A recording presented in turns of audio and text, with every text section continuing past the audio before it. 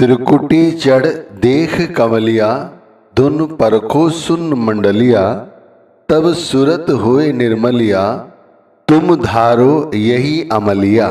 यह बात स्वामी जी महाराज ने समझाई है। आप जी कहते हैं कि त्रिकुटी पर चढ़ो और सुन मंडलों पर जो धुन हो रही है उसे परखो। सुन मंडल का मतलब है दसम द्वार। दसम द्वार पर पहुंचो और धुन सुनो, तब सूरत होए निर्मलिया, तब हमारी आत्मा निर्मल हो जाती है। तुम धारो यही अमलिया, हम लोगों को यही अभ्यास करना चाहिए।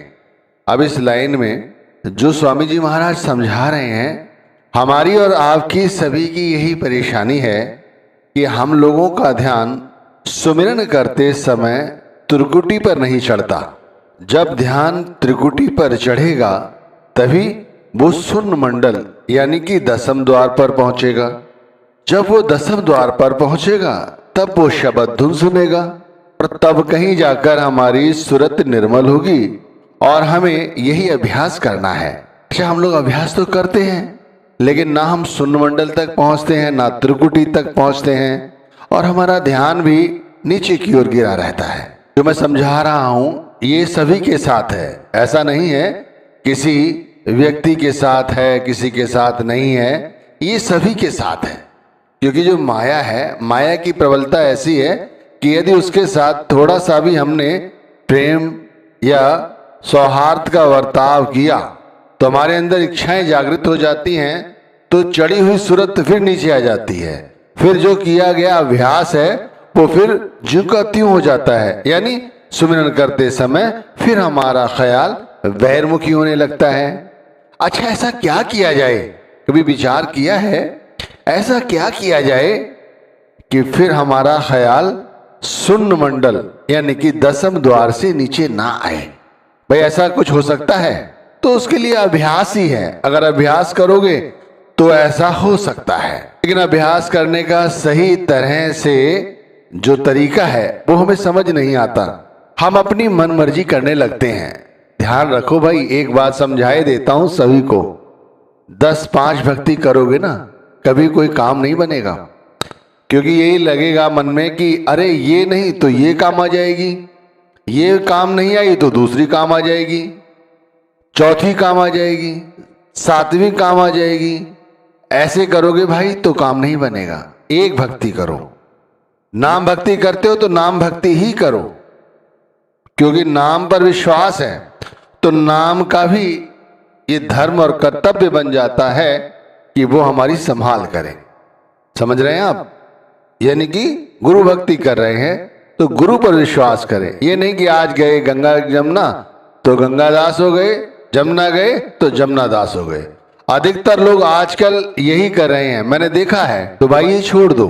कुछ अनुभव किया है जो नामधारी लोग हैं उनसे पूछो, क्या आप शब्द धुन सुनते हो? क्या आप सुन्न मंडल के विषय में जानते हो? क्या आप भंवर गुफा को पहचानते हो? क्या आपने त्रिकुटी पर चढ़कर कभी गुरु के सूक्ष्म स्वरूप के दर्शन किए हैं? तो लोग यही कहते हैं कि हमें इस विषय में नहीं पता, हमें तो सिर्फ ये पता है कि हमें नाम जपना है और हम नाम जपते हैं। उनसे यदि पूछो कि नाम जपते समय क्या गुरु का स्वरूप ध्यान में रहता है? यानी कि जब हम नाम जप रहे हैं, माना हमने आधा घंटा नाम जपा, तो क्या आधा घंटा में 20 मिनट ऐसा रहा कि ध्यान ऊपर ही रहा, नीचे के द्वारों में नहीं फंसा? वो कहते हैं ऐसा भी नहीं होता। हमारा ध्यान कभी कभी गुरु के स्वरूप के साथ जुड़ जाता है, बाकी नीचे ही रहता है। हमें तो समझाया जाता है कि ध्यान लगे चाहे ना लगे, आप ड्यूटी समझ कर बैठो, आपका काम है बैठना, और हम बैठ रहे हैं, बाकी हमें नहीं पता। देखो भाई, ये कहना सिर्फ इसलिए है गुरु का कि आप अपनी तैयारी रखें, एक न एक दिन ध्यान लगेगा। लेकिन आपने पूरी तरह से यदि गुरु की ये बात जो समझी नहीं कि उसके पीछे तत्व क्या है और यही आपने अमल करने लग गए तो बात गलत है। गुरु का मतलब ये है कहने का कि भाई यदि आपका मन नहीं लगता तो आप बैठे, कोई बात नहीं, आज नहीं तो कल लगेगा। अगर आप ड्यूटी फर्ज समझकर बैठेंगे, गुरु यही तो कहते हैं, तो आपका मन आज नहीं तो कल लगेगा। लेकिन आपने क्या किया, इसको ही सच समझकर और वो करने लग गए जो सभी लोग कर रहे हैं। अरे भाई, इस तरह तो कभी त्रिकुटी तक नहीं पहुंच सकोगे। दरअसल एक बात और भी है, वो आप समझो क्या है। जहां तक गुरु पहुंचा हुआ है, मैं ये नहीं कहता कि बात कुछ अलग लगे आप लोगों को, मैं समझा रहा हूं कि संत मत में बताया जाता है कि वहीं तक वो अपने शिष्य को ले जा सकता है, और वहां तक ही जो शिष्य पहुंचता है वो उसी को परमात्मा कहना शुरू कर देता है। अब जो व्यक्ति खुद शून्य मंडल तक नहीं पहुंचा है या खुद भंवर गुफा तक नहीं पहुंचा है, वो दूसरों को भंवर गुफा तक नहीं ले जा सकता, क्योंकि ये अभ्यास का मार्ग है। जैसे मैं ही आपको ये अभ्यास करना सिखाऊं कि ध्यान को त्रिकुटी पर, आज्ञा चक्र पर, सहस्त्रदल कवल पर अपने ले आओ और गुरु के स्वरूप के साथ ध्यान जोड़ो, तो ये सहज हो गया। ये बड़ा सरल है, कोई कठिन नहीं है। ये सबसे सरल कार्य है कि पहला रूहानी मंडल जो है सहस्त्रदल कवल, यहाँ पर चौखड़ी मारकर आप धरती पर किसी अच्छे आसन पर बैठे और आलस्य त्याग कर गुरु के स्वरूप का ध्यान करें, ठीक है। और फिर अपने गुरु के स्वरूप का ध्यान करते हुए, उनकी चेतन आंखों का ध्यान करते हुए नाम का जाप करें। पहले ध्यान आने दें और फिर जाप करें, तो धीरे धीरे अभ्यास करेंगे तो सहस्त्रदल कवल पर आप रुक जाएंगे, तो आप इसी को परमात्मा कहना शुरू कर देंगे। आप समझ रहे हैं मैं क्या समझाना चाह रहा हूं? मेरा सिर्फ कहने का मतलब इतना है कि आप सहस्त्रदल कवल को, जो पहला रूहानी मंडल है, इसी को परमात्मा समझना शुरू कर देंगे। पहुंचा हुआ गुरु क्या कहता है? मैं और मेरी हस्ती केवल शमशान घाट तक है, इससे ऊपर नहीं। अब यदि आप सहस्त्रदल कवल पर ही रुक गए तो आपने परमात्मा का जो सूक्ष्म रूप है क्या आप देख पाएंगे? नहीं देख पाएंगे, क्योंकि आप कभी इससे ऊपर नहीं बढ़ेंगे। तो इसीलिए इससे आगे बढ़ने के लिए क्या करना होगा? फिर एक और अभ्यास करना होगा। पहले ध्यान साधना की, यानी कि अपने आप को सहस्त्रदल कवल के धनी, जो धनी है कौन? हमारे गुरु, वहां तक अपने ख्याल को जोड़ लिया और फिर उसके आगे आगे बढ़े। अब आगे कैसे बढ़ोगे? यदि गुरु इससे आगे बढ़ने का तरीका जानता है, खुद आगे बढ़ा है, यानी दूसरे रूहानी मंडल जिसे कहते हैं त्रिकुटी, वहां तक वो बढ़ा है, खुद पहुंचा है, तो आपको वहां ले जा सकता है और आप वहां पहुंच जाओगे। है केवल अभ्यास और कुछ नहीं है।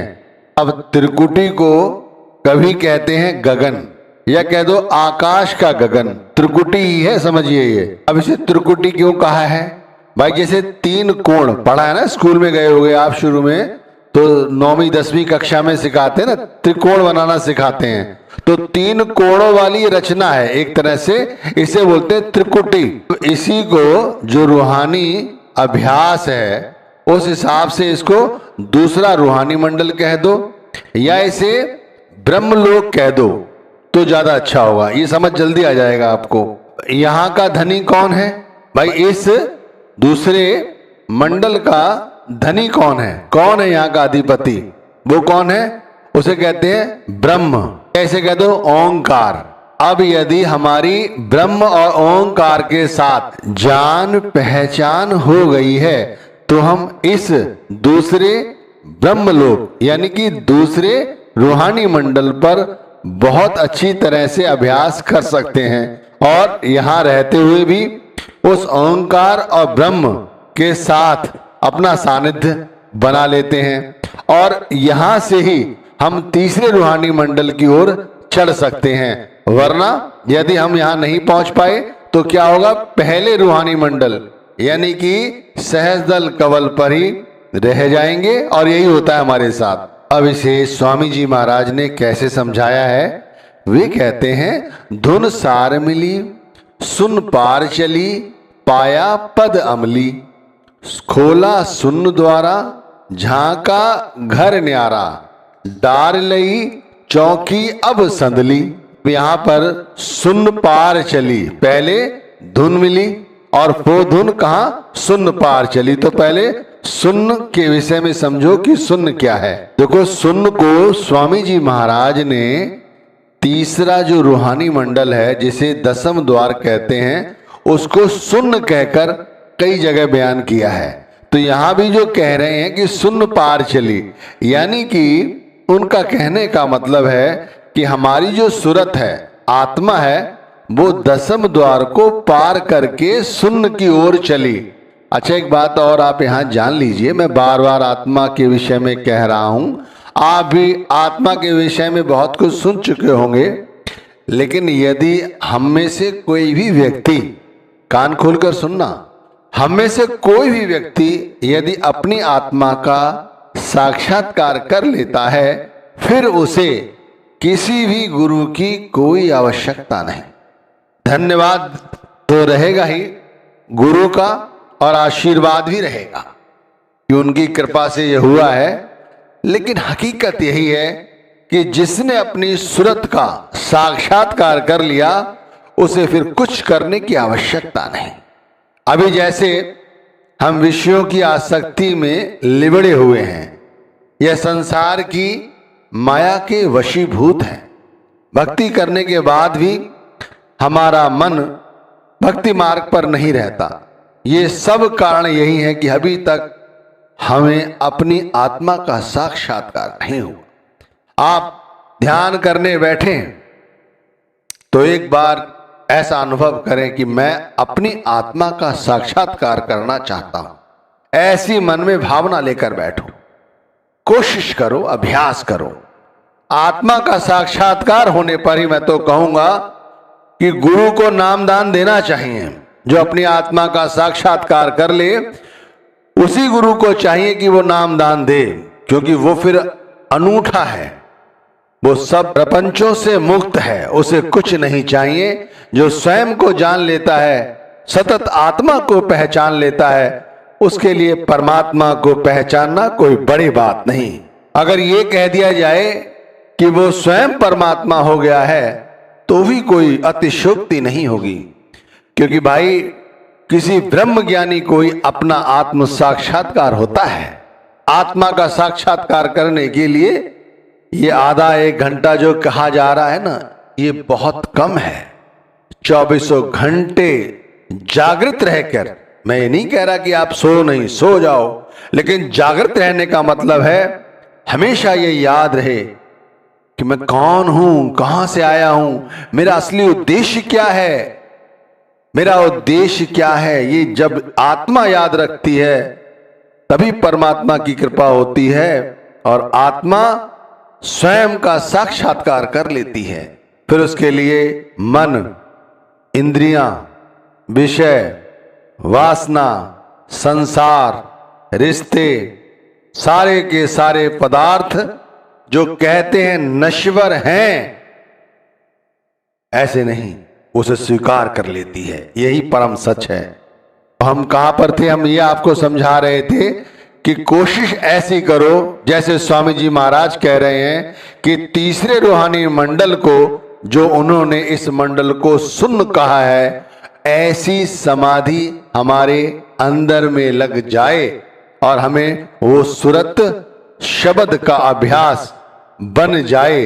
चढ़ गगन शिखर खुली बंक नली, त्रिकुटी में बैठी शब्द पिली।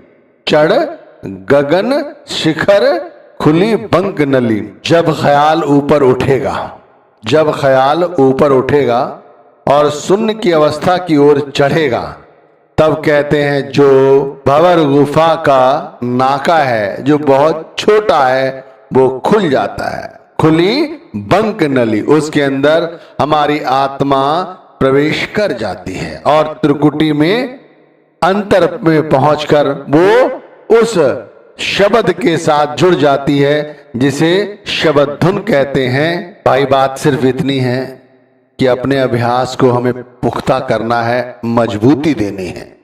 और यदि मजबूती देना चाहते हो तो भाइयों और बहनों, सभी से विनम्र निवेदन है कि जो गुरु रास्ता दिखा रहे हैं, उसे सही से समझो।